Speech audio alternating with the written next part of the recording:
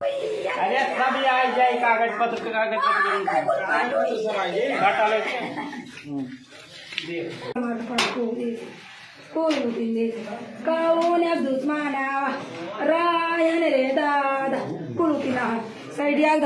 कपिल वस्तुको विजयनगर गाउँपालिका ward number 5 डालपुरमा एकदम निन्दनीय भयानक घटना घटेको छ। एकातिर भाइ मरेछ, एकातिर आफ्नो घरको यस्तो भयानक घटना देख्दा उहाँ एकदम टुटिसक्नु भएको छ। उहाँको मन एकदम टुटेको छ। विनोद यादव चाहिँ मुम्बईमा बस्दै आएका हुनुहुन्छ। उहाँको श्रीमती आफ्नो घरमा एक्लै बस्नुहुन्छ। तर उहाँको भाइ 2 दिन अगाडि चाहिँ मोटरसाइकलमा एक्सिडेन्ट परि मृत्यु भएका लक्ष्मण यादव का मृत्यु भएको थियो।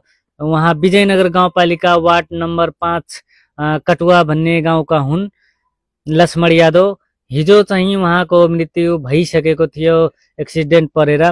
अनि उहाँको चाहिँ लक्ष्मण यादवको बहिनी चाहिँ आफ्नो भाइको चाहिँ शोक मनाउन उहाँ आफ्नो माइके जानु भएको थियो, आफ्नो भाइको घरमा, विनोद यादवको श्रीमती।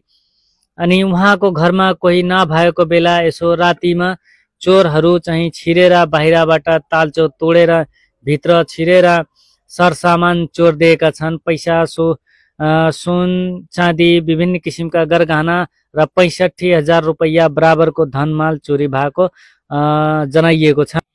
बकरी पनि मारिदिएका छन्। शुक्रबार राति चोरीमा संलग्न व्यक्तिको भइरहेको साथै यस सम्बन्धमा आवश्यक थप अनुसन्धान गरिरहेको इलाका प्रहरी कार्यालय गणेशपुरका हर्ष बहादुर चन्द्रले जनाएका छन्।